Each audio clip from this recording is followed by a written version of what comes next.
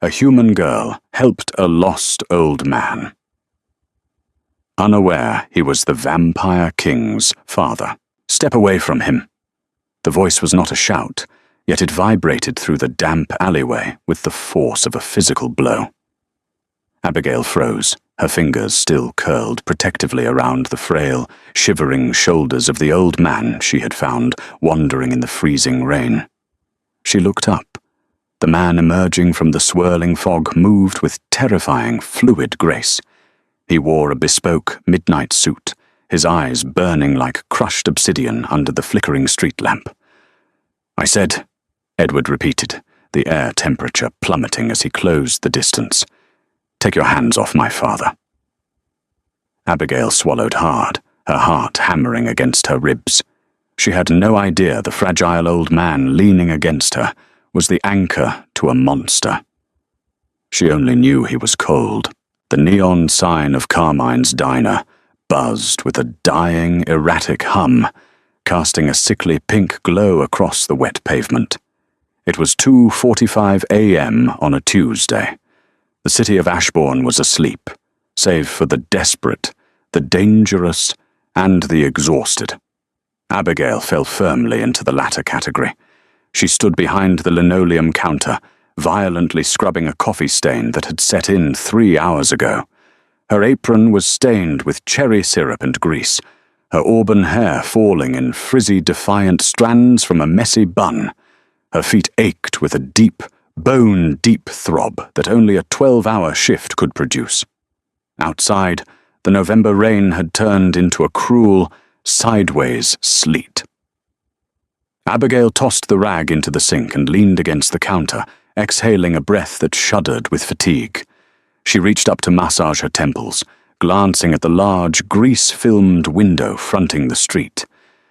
That was when she saw him. At first, she thought it was just a trick of the shadows, but as a passing cab's headlights swept across the slick asphalt, the silhouette materialized into a person. He was standing on the curb, completely exposed to the freezing sleet. He wore no coat, only a thin, archaic-looking linen shirt with ruffled cuffs and dark trousers that clung to his frail legs in the wet. Abigail frowned, stepping closer to the glass. The man wasn't crossing the street. He wasn't hailing a cab. He was just standing there, his head tilted back, staring up at the starless, smog-choked sky, as if listening to a song no one else could hear. He looked impossibly old, his hair a shock of pure, untamed white, plastered to his skull by the rain. "Hey!" a voice barked. Abigail jumped. Carmine, a man whose resting expression was a scowl, emerged from the kitchen, wiping his thick hands on a towel. "I said I'm locking up, Abby. You gonna stand there dreaming, or are you gonna punch out?" "There's an old man outside," Abigail said, her voice quiet. "He doesn't have a coat." Carmine didn't even look out of the window. "Not our problem. City's full of strays. You go out there, you're going to get stabbed for the $7 in your tip jar. Clock out." Abigail watched Carmine retreat into the back office, the heavy door clicking shut. She looked back at the window. The old man hadn't moved an inch. The sleet was accumulating on his shoulders. He looked so devastatingly fragile, like a porcelain figure left out in a hurricane. She thought of her own grandfather, the way his mind had slowly unspooled in his final years, leaving him wandering the halls of their small apartment, searching for doors that didn't exist. She remembered the panic of finding him gone one winter morning. "Damn it!" Abigail whispered. She grabbed her heavy wool coat from the break-room hook, bypassed the time clock, and pushed through the front door. The cold hit her like a physical strike, stealing the breath from her lungs. "Excuse me," she called out, pulling her collar up against the biting wind. The old man didn't react. Abigail stepped off the curb, the icy slush soaking instantly through her worn sneakers. She approached him slowly, keeping her hands visible. "Sir, are you lost? It's freezing out here." As she stepped into his periphery, the old man slowly lowered his head. When he turned to look at her, Abigail felt a sudden, inexplicable jolt of adrenaline spike in her chest.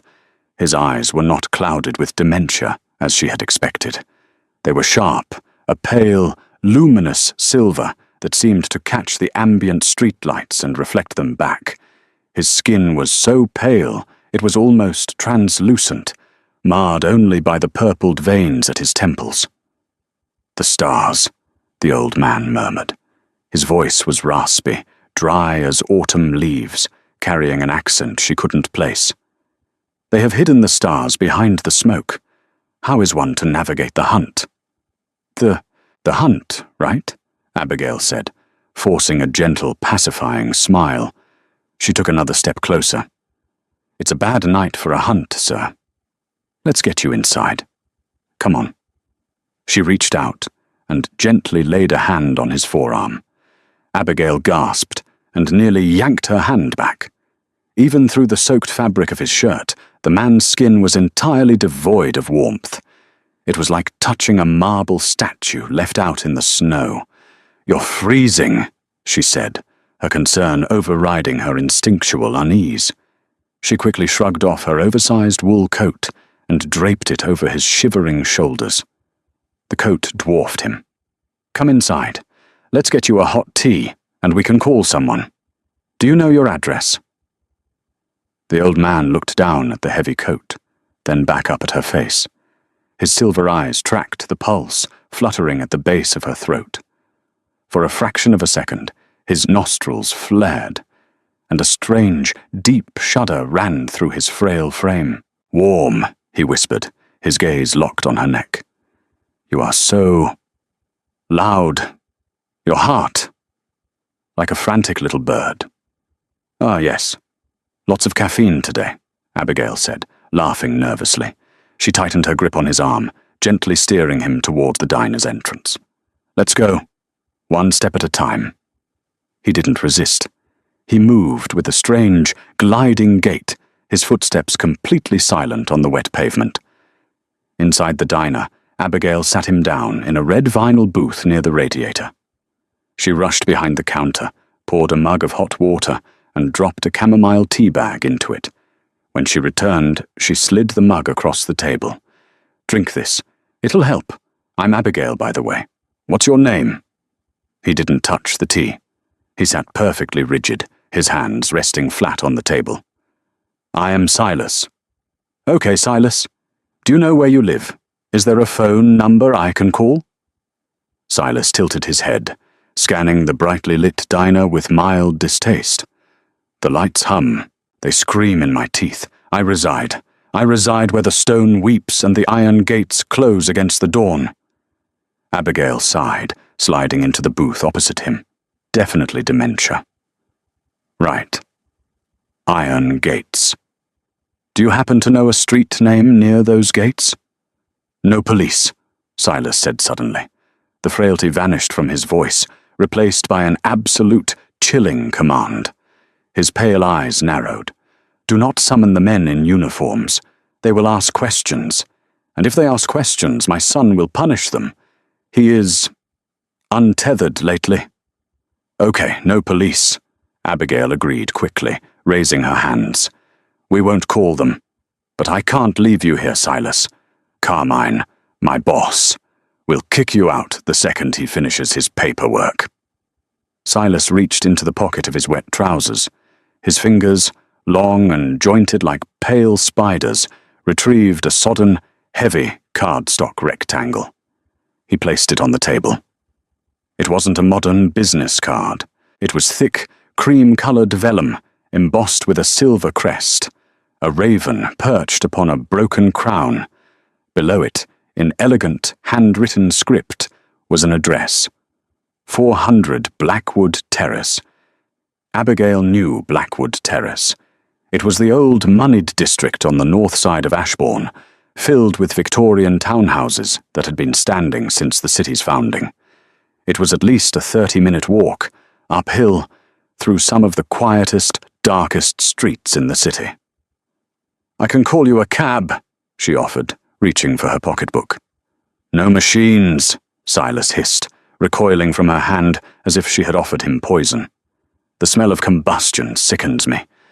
I must walk. The cold. Clears the mind. Abigail looked at the clock. 3:05 a.m. She looked back at Silas, who was staring at her with those unnerving, luminous eyes. If she let him walk out into the sleet alone, he would freeze to death before he made it 4 blocks. She knew it. "All right," Abigail breathed out, a cloud of exhaustion escaping her lips. "I'll walk you, but you're keeping the coat." The city of Ashbourne felt like a graveyard at this hour. The sleet had tapered off into a dense, clinging fog that rolled in from the river, muffling the sounds of their footsteps. Abigail walked close to Silas, her arms wrapped tightly around her own shivering torso, regretting giving up her coat, but knowing it was the right thing to do. Silas walked beside her, his pace steady, but unhurried. The oversized wool coat flapped around his ankles. He didn't seem bothered by the cold anymore. In fact, he seemed to draw strength from the shadows. "You should not be out here, little bird," Silas murmured. His voice cut through the fog with surprising clarity. "The night is full of teeth." "I'm fine," Abigail lied, her teeth chattering slightly. "I walk home from work all the time." "Prey always assumes the meadow is safe until the jaws snap shut," he replied calmly. He paused at an intersection, turning his head sharply down an alleyway. Abigail stopped beside him. "What is it?" "Blood," Silas said softly. "Old blood. A rat, perhaps, or a dog." Abigail took a step back, her unease flaring into genuine anxiety. "Silas, maybe we should just keep moving." As they crossed onto Elm Street, transitioning from the commercial district into the older residential areas, Abigail began to notice the silence. It wasn't just the absence of traffic, it was a heavy, oppressive quiet. No distant sirens, no dogs barking. Even the wind seemed to hold its breath. "My son is angry," Silas stated, breaking the quiet. He wasn't looking at her. He was gazing up at the dark windows of the townhouses they passed. "You mentioned him before," Abigail said, trying to keep him talking, hoping it would keep him tethered to reality. "Does he live with you on Blackwood Terrace?" "He lives everywhere," Silas answered cryptically. "He is the master of this domain, but he forgets his own strength. He builds cages of gold and velvet, thinking they will hold me. But I remember the open steppes. I remember when we hunted under a true moon, not these sickly yellow bulbs." "He sounds protective," Abigail offered, unsure how to navigate the delusions. "He is terrified," Silas corrected, turning to look at her. The silver in his eyes flared. "He fears that I will wither. He fears that time, which has forgotten us, will suddenly remember. He took away my ravens. He locked the high tower. So I walked out the front door when the guard was distracted." A quiet chuckle escaped his lips, a sound like dry paper rubbing together. Suddenly, Silas stopped dead in his tracks. His spine snapped perfectly straight, his posture transforming in a fraction of a second from a frail old man to a statuesque pillar of tension. Abigail almost bumped into him. "Silas?" "Hush," he commanded. Abigail listened. At first there was nothing. Then she heard it, a low, rhythmic, thrumming sound like a massive heartbeat, vibrating through the wet cobblestones beneath their feet. It was the sound of a very heavy, very expensive engine. Down the street, cutting through the fog, a pair of brilliant white headlights appeared. It was a sleek, black vehicle. Too long to be a normal SUV, its windows tinted pitch black. It was crawling down the street at a predatory pace. "The hounds," Silas whispered, taking a sudden step backward into the deep shadow of an awning. He grabbed Abigail's wrist. His grip was shocking, like bands of freezing iron. There was no frailty in it whatsoever. He pulled her into the darkness with him. "Ow, Silas, you're hurting me," Abigail hissed, trying to pry his fingers off. "Be entirely silent," he breathed into her ear. His breath was ice cold. The black SUV rolled past their hiding spot. Abigail held her breath, her heart hammering wildly against her ribs. Why was she hiding? It was just a car, but the sheer terror radiating from Silas was infectious. As the vehicle passed, she saw the silhouette of a man in the passenger seat. He was leaning out the window slightly, scanning the shadows. Even in the brief flash of streetlight, the man's face looked unusually pale, his posture rigid. The SUV rolled down the block and turned the corner, the red tail lights bleeding into the fog. Silas released her wrist. Abigail stumbled back, rubbing her skin. There were already faint red marks where his fingers had been. "Who were those people?" Abigail demanded, her voice trembling. "Silas, what kind of trouble are you in? If you're running from a loan shark or a gang, I need to know. I'm just a waitress." Silas looked at her, his expression softening slightly. He reached out and gently touched the collar of her shirt, his cold fingertips brushing her skin. "You gave me your warmth," he said gently. "A foolish, beautiful gesture. You are in no danger from me, little bird, but we must hurry. Edward's patience is not a virtue he possesses in abundance. Edward, your son, yes. And when he finds out I have been wandering, he will burn the city down to find the ashes of my footprints. Come." He stepped back onto the pavement and resumed walking, his pace noticeably faster now. Abigail stood there for a second, her mind screaming at her to turn around, to run back to the diner, to lock the doors. But she looked at the heavy coat swallowing his frame, remembered the terrifying grip he possessed, and realized she was already in too deep. She hurried to catch up.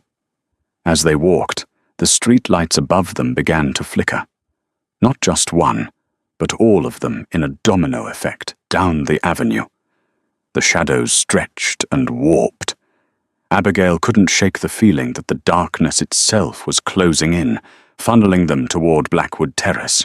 The wrought-iron gates of 400 Blackwood Terrace towered 20 feet into the foggy air, terminating in sharp, wicked-looking spikes. The townhouse beyond was massive, built of dark, soot-stained stone, its tall windows entirely unlit. It looked less like a home and more like a mausoleum. "We're here," Abigail breathed, her teeth chattering uncontrollably now. The adrenaline that had kept her warm was crashing. "Silas, do you have a key?" "A key is not required," Silas said. He stepped up to the massive gates and simply rested his pale hand against the cold iron. Before Abigail could ask what he was doing, the shadows in the street seemed to detach themselves from the brick walls. Abigail gasped, stumbling backward. 4 figures materialized from the fog, forming a semicircle around them. They moved with absolute, terrifying silence. They were tall, dressed in dark, tailored clothing, their faces obscured by the mist and the low brim of their coats. But what terrified Abigail most was their stillness. They didn't shift their weight. They didn't breathe visibly in the cold air.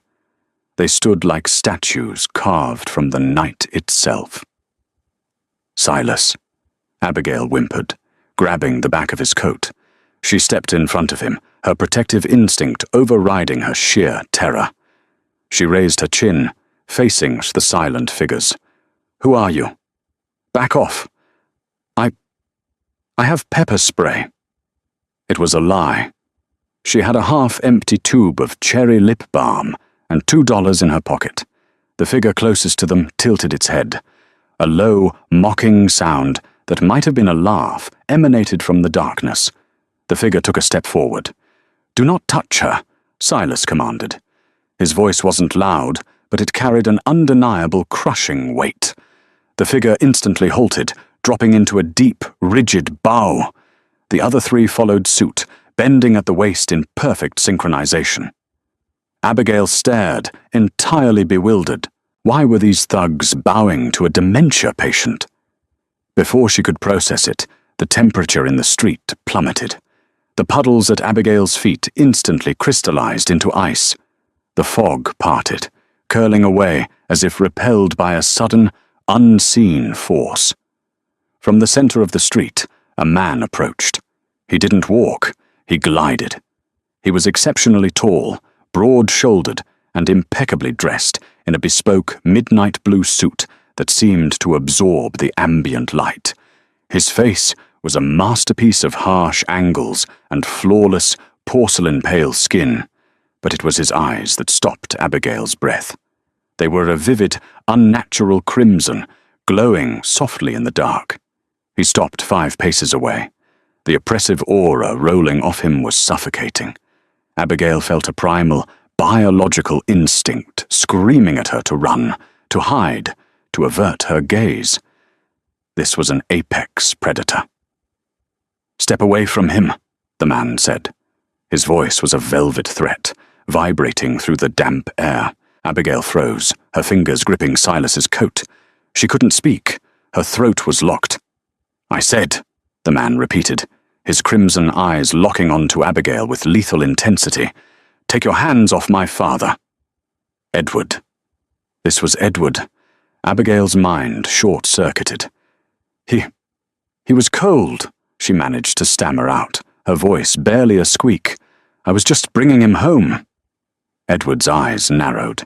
He took a slow, deliberate step forward. The air pressure dropped so drastically, Abigail felt her ears pop. "You think you can take him hostage? You think you can leverage his mind against me, human? I will tear you apart so slowly you will beg for the sun." "Edward, stop." Silas stepped out from behind Abigail. He placed a hand gently on her shoulder, pushing her slightly back. Edward halted instantly. The terrifying, murderous aura surrounding him fractured, replaced by a flash of desperate relief, quickly masked by cold anger. "Father, you have been gone for 5 hours. Do you know what I have done to the city looking for you?" "I was walking," Silas said calmly. "I was looking for the stars. This girl, Abigail, she found me freezing." Silas looked down at the heavy wool coat draped over him, then looked back at his son. "She gave me her coat, Edward. She offered me tea. She shielded me from your hounds just now." Edward's crimson eyes shifted from his father to Abigail. The murderous intent vanished, replaced by profound confusion. He looked at her shivering frame, her grease-stained apron, her cheap, soaked sneakers. He looked at the oversized coat drowning his father. "She didn't know?" Edward asked, his voice dropping to a dangerous whisper. "She knows nothing of our kind," Silas replied. "She saw a weak, old man and offered him warmth at the expense of her own. A rare thing in these modern times." Edward stared at Abigail. For the first time, he really looked at her. He saw the erratic, terrified thumping of her pulse against the thin skin of her neck. He smelled the stale coffee, the fear, and beneath it all, the clean, bright scent of her humanity. "You," Edward started, his velvet voice faltering for a fraction of a second. He cleared his throat, regaining his icy composure. "You brought him back." "Yes," Abigail whispered, trembling so hard her teeth clicked. She just wanted to go home. She wanted to be far away from these beautiful, terrifying people. Can I go now?" Edward didn't answer immediately. He looked at his father, who was watching him with a challenging, ancient intelligence. Then Edward looked back at Abigail. "The night is dangerous, Abigail," Edward said, speaking her name for the first time. It sounded strange on his lips, too formal, too heavy. "And you are freezing. You will come inside." "No," Abigail said quickly, taking a step back. "No, thank you. My shift is over. I need to go home." Edward's eyes flared slightly. It was clear he was not a man who was ever told no. That was not a request. He gestured slightly with his hand. The 4 silent guards instantly moved, blocking the street, cutting off her exit. Abigail's heart stopped. She was trapped. She looked at Silas, silently pleading for help, but the old man just smiled, a gentle, slightly sad smile. "Do not fear him, little bird," Silas said softly. "He has forgotten his manners, but he repays his debts. And he owes you a very large debt tonight." Edward turned his back to them, facing the iron gates. They swung open silently, without him ever touching them. "Bring her," Edward commanded the darkness, before vanishing into the shadows of the courtyard. The heavy oak doors of the townhouse sealed shut behind Abigail with a resounding, final thud. The sound echoed through the cavernous foyer, snapping the last thread of her composure. She spun around, instinctively reaching for the brass handle, but the silent guard standing before the door didn't even flinch. He just looked down at her with dead, opaque eyes. She turned back to face the interior. The opulence was suffocating. The floors were a polished black marble that reflected the dim, flickering light of a massive crystal chandelier above. The walls were panelled in dark, ancient mahogany, hung with tapestries that looked older than the city itself. There were no mirrors, not a single one. Silas was already being ushered up the grand, curving staircase by two pale, immaculately dressed women. He paused on the landing, looking down at Abigail. He raised a hand in a slow, tired wave before disappearing into the shadows of the second floor. "Follow me," a voice commanded. Edward stood at the entrance of what looked like a sprawling library. He had shed his midnight blue suit jacket, revealing a tailored black waistcoat and a crisp white shirt. Without the jacket, his broad shoulders and predatory leanness were even more pronounced. Abigail didn't move. Her wet sneakers squeaked slightly on the marble as she shifted her weight. "I told you, I want to go home. You can't just keep me here." "I can do entirely as I please, Abigail," Edward said, not raising his voice. The absolute certainty in his tone was far more terrifying than a shout. "But currently, what I please is to ensure you do not die of hypothermia on my foyer floor. Step into the study." Every instinct told her to run, but her logical brain, the part that navigated Ashbourne's dangerous streets at 3 a.m., knew the guards would snap her neck before she reached the gate. Trembling violently, she walked past him into the study. The room smelled of old paper, leather, and wood smoke.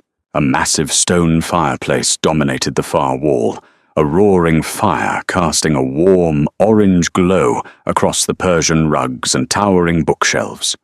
Edward walked past her and gestured to a high-backed velvet armchair near the hearth. "Sit." Abigail sank into the chair. The heat from the fire hit her frozen skin like a physical weight, making her shiver even harder as her core temperature fought to stabilize. She wrapped her arms around her knees, pulling them to her chest. Edward moved to a crystal decanter on a side table, pouring a measure of amber liquid into a heavy glass. He walked over and held it out to her. "I don't drink," Abigail said, her teeth chattering. "It is a 50-year-old Scotch, not cheap vodka." "Drink it. It will dilate your blood vessels and stop the shivering," Edward replied, his crimson eyes boring into hers. "I will not poison you. If I wished you harm, you would not have made it past the gates." Reluctantly, she took the glass. Her fingers brushed against his, and she flinched. His skin was ice, just like his father's. She took a small sip. The liquid burned a fiery trail down her throat, settling as a heavy, spreading warmth in her stomach. Edward stood by the mantel, observing her with the clinical detachment of a scientist studying a peculiar insect. "You gave my father your coat." "He was freezing," Abigail mumbled, staring into the fire. "He is incapable of freezing," Edward corrected softly. "His core temperature is governed by the blood he consumes, not the weather. But his mind wanders to the past, to a time before the cold settled in his bones. He believed he was freezing, and so he suffered." Abigail looked up. "You're talking like he's—" "What are you people?" Edward's lips twitched into a humorless smile. I suspect you already know, Abigail. Your heart rate spiked the moment you saw my eyes. You are simply refusing to let your rational mind accept the impossible. Vampires. The word hovered in her brain, heavy and absurd. Carmine would have laughed in her face, but Carmine hadn't felt the grip of Silas's hand or seen the terrifying, silent speed of the guards. "What do you want from me?"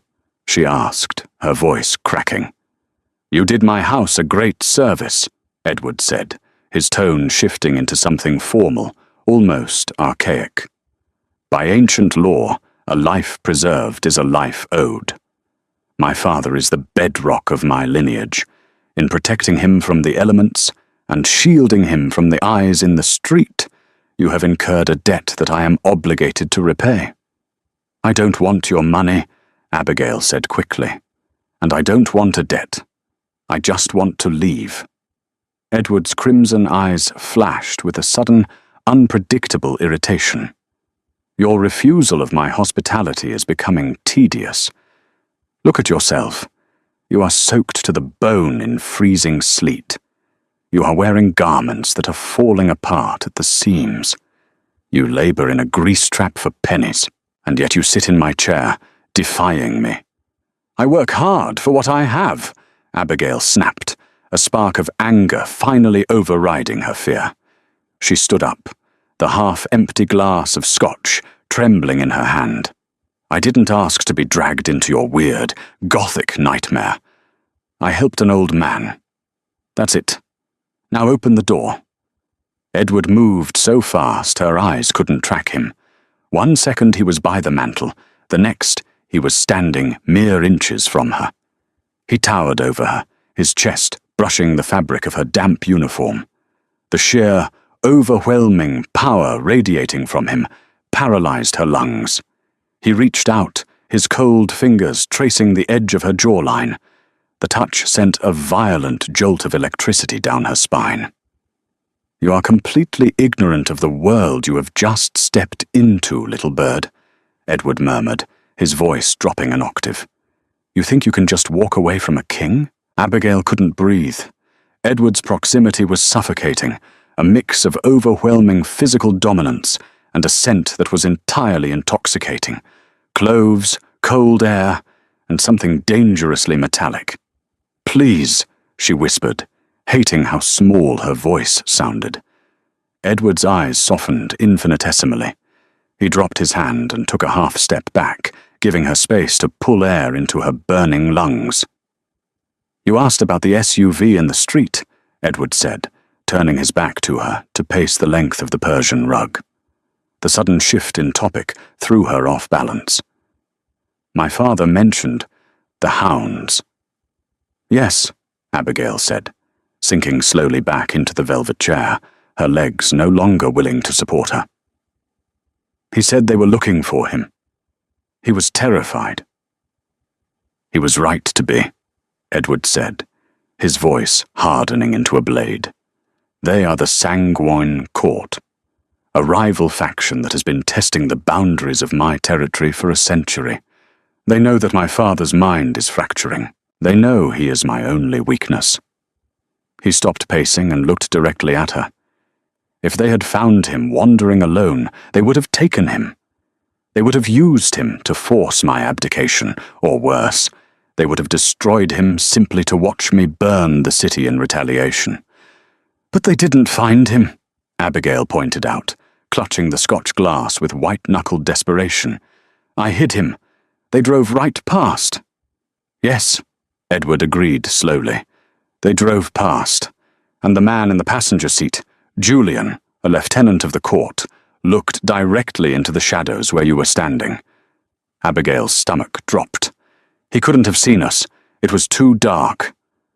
"Our eyes do not work like yours, Abigail," Edward said softly. "Julian saw you. More importantly, he smelled you. He smelled the fresh, vibrant scent of a human wrapped around the ancient, fading scent of my father. He knows you intervened." The fire crackled loudly in the grate, the only sound in the oppressive silence of the study. Abigail stared at Edward, her mind racing to connect the dots. "You're saying they're going to come after me?" "You are a loose thread," Edward stated plainly. "To them, you are a human who possesses the scent of the king's father. They will assume you know things you do not. They will assume you are a pet or a thrall. If you walk out of my gates tonight, Julian's hounds will track you to your dilapidated apartment before sunrise. They will tear you apart to see what secrets bleed out." Abigail shook her head, a hysterical, panicked laugh escaping her throat. No, that's insane. I'm a waitress. I serve pancakes to drunk college kids. I don't know anything about courts or factions." "The Sanguine Court does not care about your resume," Edward replied coldly. "They only care about leverage." He walked back over to her, taking the half-empty glass of scotch from her trembling hand and setting it on the table. "I told you I repay my debts," Edward said, his crimson eyes locking onto hers with terrifying sincerity. "You saved my father's life tonight. In return, I am saving yours. You cannot leave this house." "You're kidnapping me," Abigail breathed, the reality of her situation crashing down on her like a physical weight. "You're keeping me prisoner." "I am giving you sanctuary," Edward corrected, his jaw tightening. "Do not confuse my protection with a cage. If I wanted you as a prisoner, you would be chained in the dark, not sitting by my fire. You will remain here until I have eradicated the threat from Julian and his court, until it is safe for you to return to your mundane existence." "And how long will that take?" she demanded, tears of frustration pricking her eyes. "As long as it takes," Edward answered. He turned toward the double doors of the study. "A room has been prepared for you on the 3rd floor. You will find dry clothing in the armoire. My staff will attend to your needs. Do not attempt to leave the grounds. The perimeter guards have standing orders to kill intruders, and they will not recognize you in the dark." He opened the doors, revealing the silent, oppressive hallway. "Edward," Abigail called out. He paused, looking back over his shoulder. She hated the tremor in her voice. "What happens if you can't stop them?" A slow, terrifying smile spread across Edward's perfect face. It was the smile of an apex predator. "I am the king of Ashbourne, Abigail. There is no if." With that, he walked out into the shadows, leaving her alone by the dying fire. When Abigail woke, the room was plunged into absolute, suffocating darkness. For a panicked, disorienting moment, she thought she had gone blind. She thrashed against the heavy silk sheets, her hands frantically searching for a light switch. Her fingers brushed the cool metal of a bedside lamp, and she clicked it on. Soft, warm light flooded the room, revealing a space that belonged in a European palace. The bed she was in was a massive 4-poster, draped in emerald velvet. The walls were covered in intricate silk damask, and a marble fireplace stood cold and silent across the room. She looked down at herself. She was wearing a silk nightgown that felt like water against her skin. Someone had undressed her. A flush of hot humiliation burned her cheeks, quickly replaced by anger. Throwing off the covers, she marched over to the massive arched windows and yanked the heavy blackout curtains aside. Daylight. Grey, overcast, miserable Ashbourne daylight poured into the room.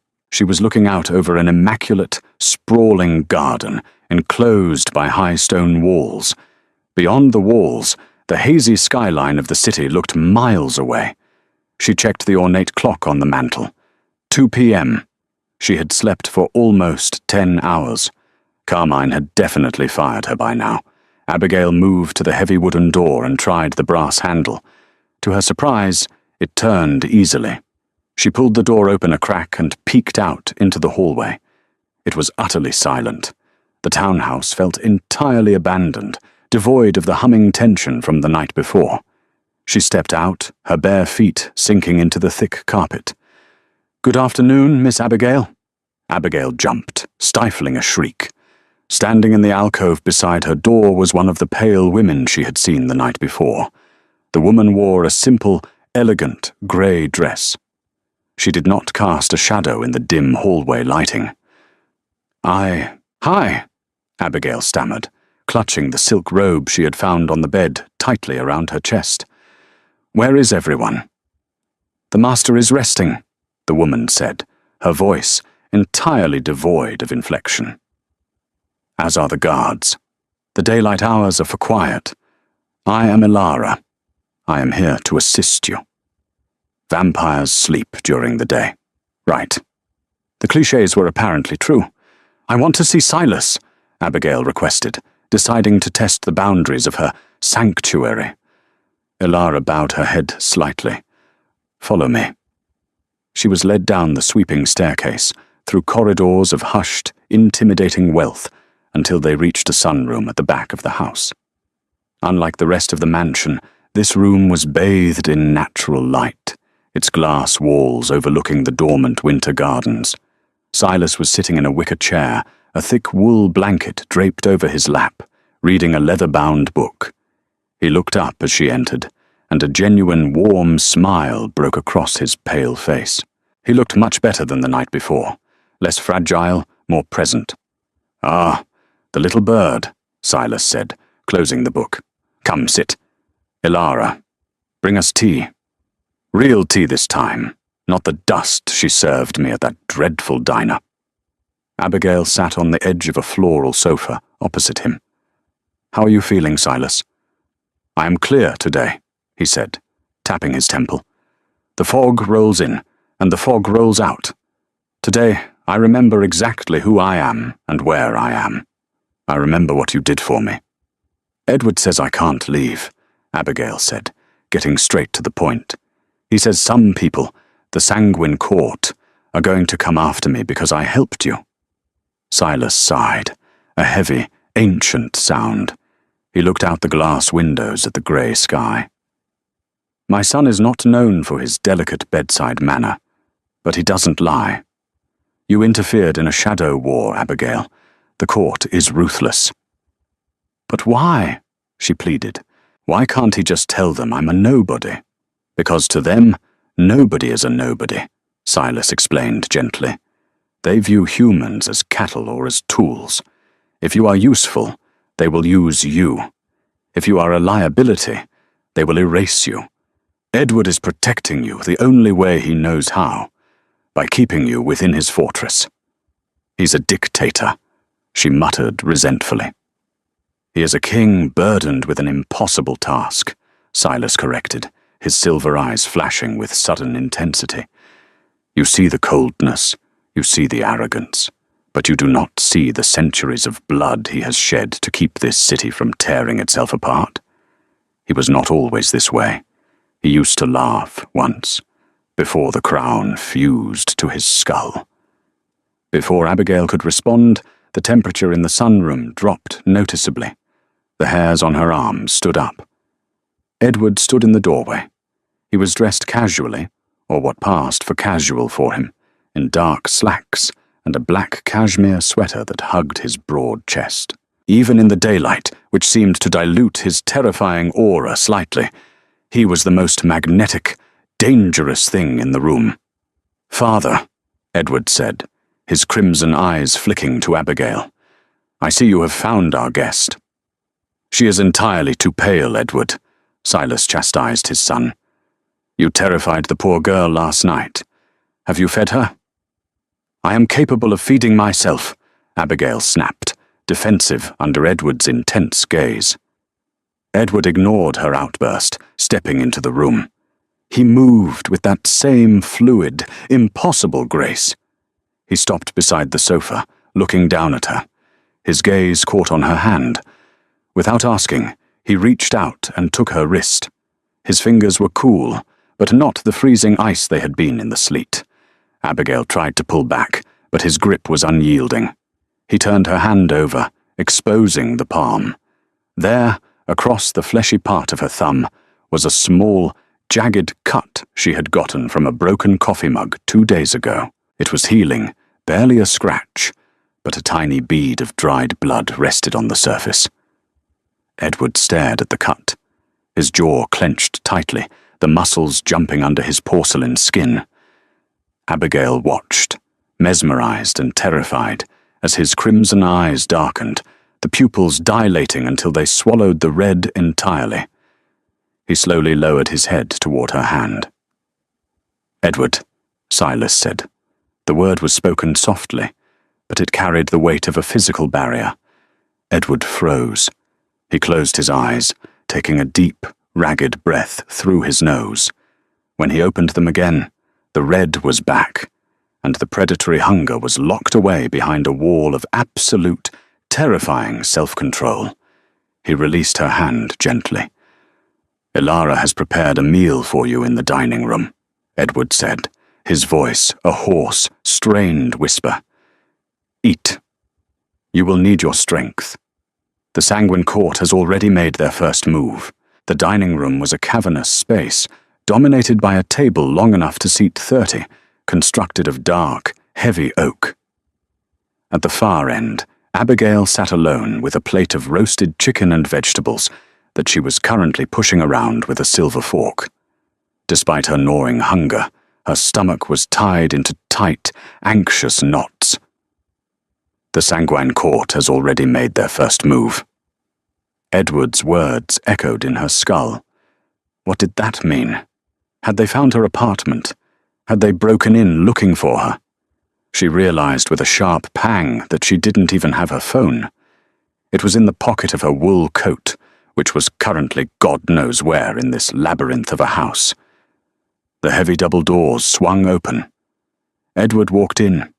He had shed his sweater and was back in his stark white dress shirt, the sleeves rolled up to his forearms, revealing pale skin corded with lean muscle. He carried an iPad, a jarringly modern piece of technology against the archaic backdrop of the mansion. He tossed the tablet onto the table, letting it slide smoothly across the polished wood until it stopped right beside her plate. "Look at it," he commanded, pulling out the chair next to her and sitting down. The proximity made her heart flutter. A confusing mix of terror and an undeniable, unwelcome attraction. Abigail put down her fork and tapped the screen. It was playing a local news clip. A female reporter stood in front of a blazing inferno, the flames licking hungrily at the night sky. Fire trucks surrounded the scene, their flashing red and blue lights reflecting off the wet pavement. The ticker at the bottom of the screen read, "3-alarm fire destroys historic Ashbourne diner." Abigail stared. The skeletal remains of the neon sign were still visible, hanging precariously from the blackened brick face. Carmine's diner. It was completely gutted. "No," she whispered, her hands flying up to cover her mouth. "Carmine. The cooks. Was anyone inside?" "No casualties were reported," Edward said, his tone entirely clinical. "The fire started in the kitchen 45 minutes after you and my father left. The staff had already clocked out and locked up, but the accelerant used was not standard gasoline. It burned hot enough to melt the steel beams in minutes. It was vampiric in origin." Abigail felt the blood drain from her face. "They burned it down. Looking for me?" "They burned it down to send a message to me," Edward corrected, his jaw tight. "Julian wanted to demonstrate that he knows exactly where my father was found, and by extension, who found him. He is burning away your roots, Abigail, making sure that when he eventually finds you, you have nowhere left to run." Tears, hot and fast, blurred her vision. The diner had been awful. Carmine was a tyrant, the pay was abysmal, and the smell of fryer grease never truly washed out of her hair. But it had been her anchor. It had paid her rent. It had kept her alive. And now, because she had stopped to help a lost old man, it was ashes. "This is my fault," she choked out, wiping angrily at her eyes. "If I had just minded my own business—" If you had minded your own business, my father would have been taken, and the city would be drowning in blood right now, Edward said. He reached out, surprisingly gentle, and closed the iPad. Do not weep for a grease trap. You have done a king a service. You will never lack for coin or shelter again. Abigail turned to look at him, her grief flashing into sudden, fierce anger. You think money fixes this? You think you can just buy my life? I don't want your money, Edward. I wanted a normal Tuesday. I wanted to pay my electric bill and watch terrible TV. Now my boss's livelihood is destroyed, and some psychotic vampire is hunting me. She expected him to lash out. She expected the terrifying apex predator to put her in her place. Instead, Edward just looked at her. For a long, silent moment, the ancient, cold mask he wore seemed to slip. He looked tired. I cannot undo what has been done, Abigail, he said softly, the velvet of his voice losing its threatening edge. The world of shadows is cruel, and you stumbled blindly into its center. I am not trying to buy your life. I am trying to preserve it. He leaned in closer, the scent of cloves and cold air wrapping around her. Julian will not stop with the diner. He will probe the wards of this house tonight. He wants to see if I will offer you up in exchange for peace. Abigail swallowed hard, the fight draining out of her. Will you? Edward's crimson eyes locked onto hers. The intensity in them was enough to stop her breath. I have never bowed to the Sanguine Court, and I do not sacrifice those under my protection. Tonight, the King of Ashbourne goes to war, and you, little bird, will stay hidden. The attack began at exactly 1 a.m. Abigail was sitting in the massive 2-story library with Silas. Edward had ordered them there, citing the room's reinforced steel doors and lack of ground-floor windows. Silas was unbothered, calmly reading a volume of 18th-century poetry by the fire, while Abigail paced the length of a Persian rug, gnawing furiously on her thumbnail. The first sign that something was wrong wasn't a sound, but a feeling. The air pressure in the room suddenly skyrocketed, making Abigail's ears pop painfully. The roaring fire in the hearth flared an unnatural, violent blue before extinguishing completely, plunging the library into near darkness, save for the weak moonlight filtering through the high, clear-story windows. They have broken the outer ward, Silas murmured, calmly closing his book. He did not look afraid. He looked profoundly annoyed. Julian is bold tonight.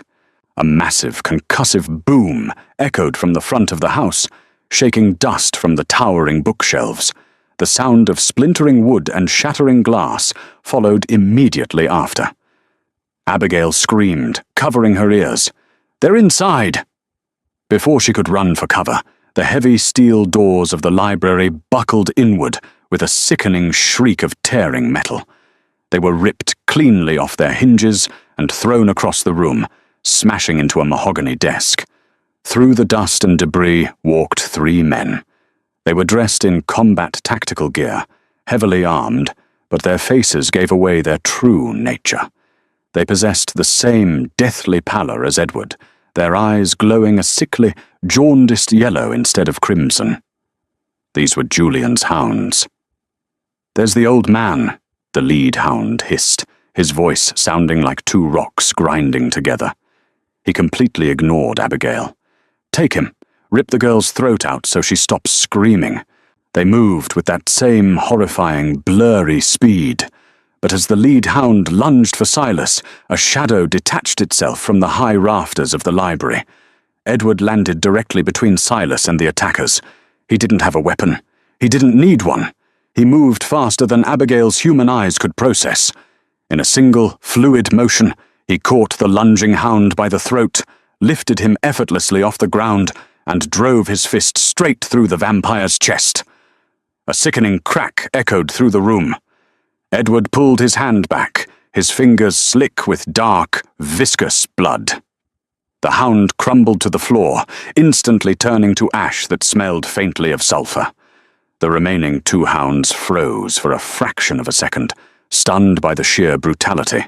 That hesitation cost the second hound his life, as Edward spun and cleanly decapitated him with a flat-handed strike that hit with the force of a guillotine. But as Edward dispatched the second, the third hound realized he was outmatched. He didn't go for the king. He feinted left, scrambled over a fallen bookshelf, and lunged straight for Abigail. "Abigail!" Silas shouted. The hound's yellow eyes locked onto her, his fangs fully descended, dropping spit onto the carpet. He was terrifyingly fast, closing the distance in a heartbeat. Abigail didn't freeze.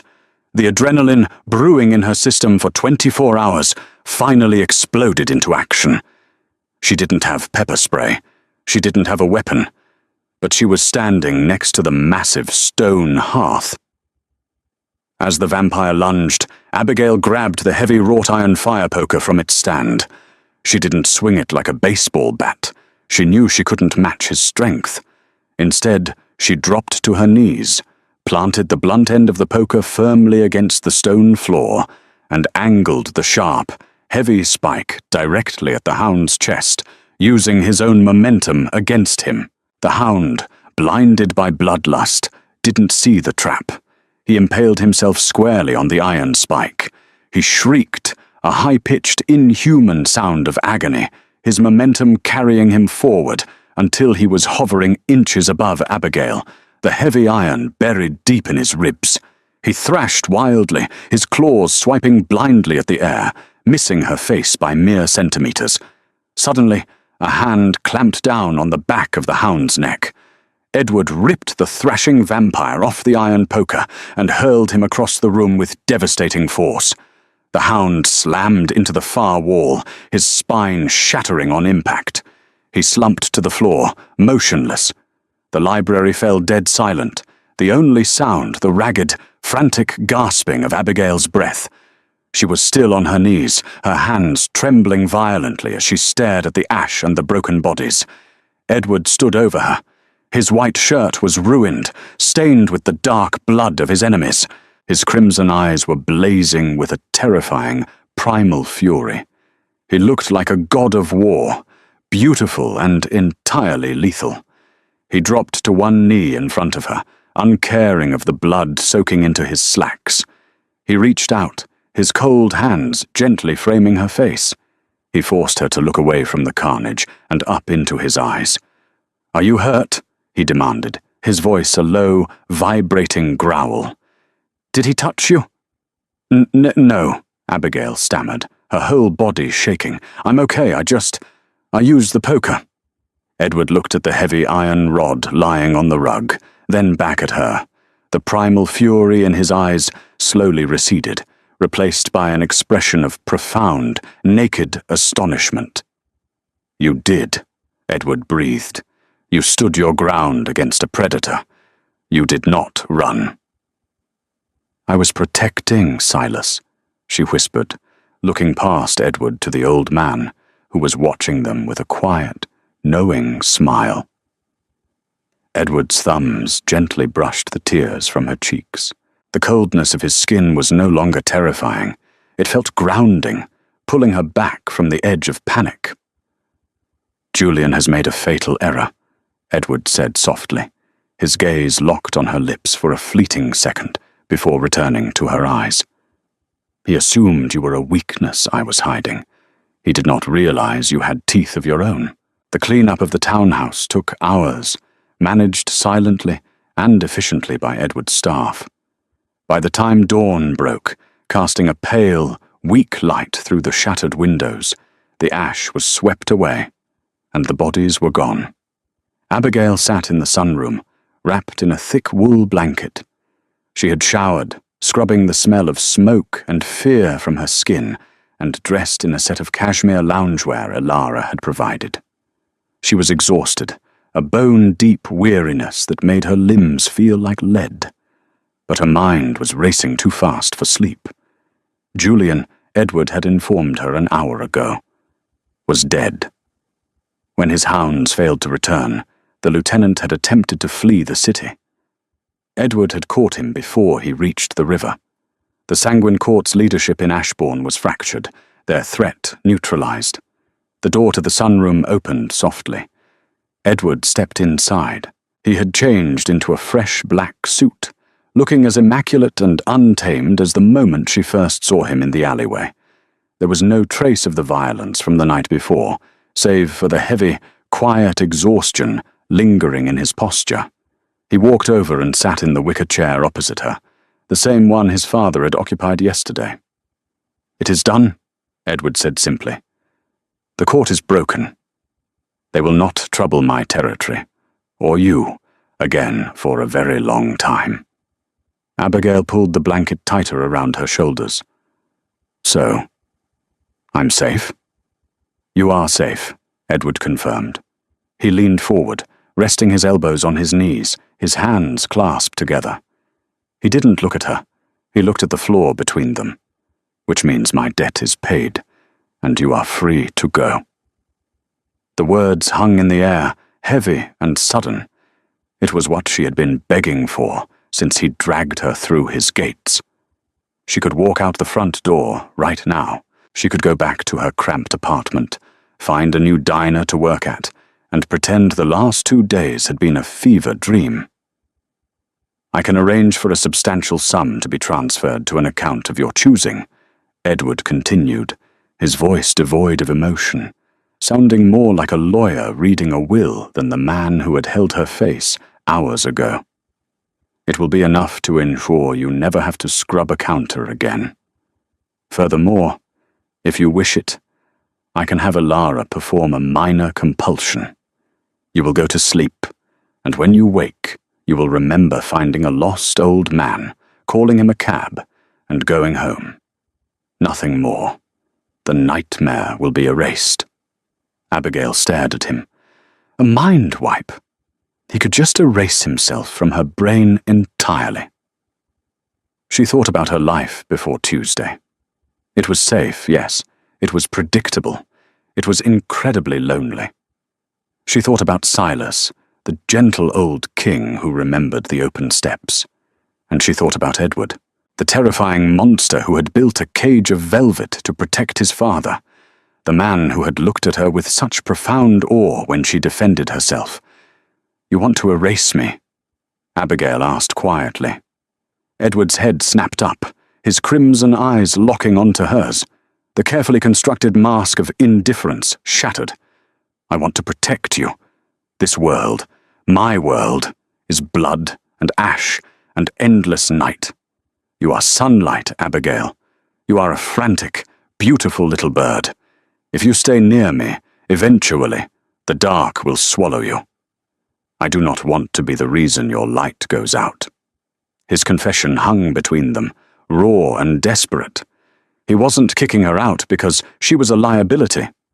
He was sending her away because he cared about her, and he believed he was poison. Abigail slowly pushed the wool blanket off her shoulders. She stood up, her bare feet silent on the sunroom floor, and walked over to him. She didn't stop until she was standing between his knees. Edward looked up at her, his breath catching in his throat. Abigail reached down and placed her warm hands on his cold cheeks. He leaned into her touch instantly, closing his eyes as a shudder racked his massive frame. "I don't want your money, Edward," Abigail whispered, brushing her thumb along his sharp cheekbone. "And I don't want to forget." Edward opened his eyes, the red burning with an intense, overwhelming heat. "Abigail, if you stay, you cannot leave.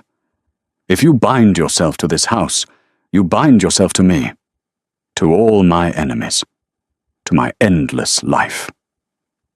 "I survived a 12-hour shift at Carmine's," she said, a small, genuine smile breaking across her tired face. "I think I can handle a few vampires." Edward let out a sound that was half laugh, half sob. He reached up, wrapping his arms around her waist, and pulled her down into his lap. He buried his face in her neck, breathing in the scent of her living, racing pulse, no longer with hunger, but with absolute reverence. "My brave little bird," he murmured against her skin, his cold lips pressing a gentle kiss to her collarbone. "I will burn the world to ash before I let anything harm you." Abigail wrapped her arms around his broad shoulders, holding the Vampire King tight as the morning sun finally broke through the grey ash-born clouds, painting the sunroom in gold. Sometimes the greatest warmth is found in the coldest of places. Abigail's choice to show compassion to a frail old man in the freezing rain didn't just save Silas, it thawed the frozen heart of a king. Their story reminds us that humanity isn't defined by the blood in our veins, but by the courage to protect those who cannot protect themselves, and the willingness to love even in the darkest shadows. If you loved this cinematic, slow-burn romance and want more unpredictable supernatural dramas, please like this story, share it with your fellow fiction lovers, and subscribe for more thrilling tales. Let us know in the comments what you think Edward and Abigail will face next.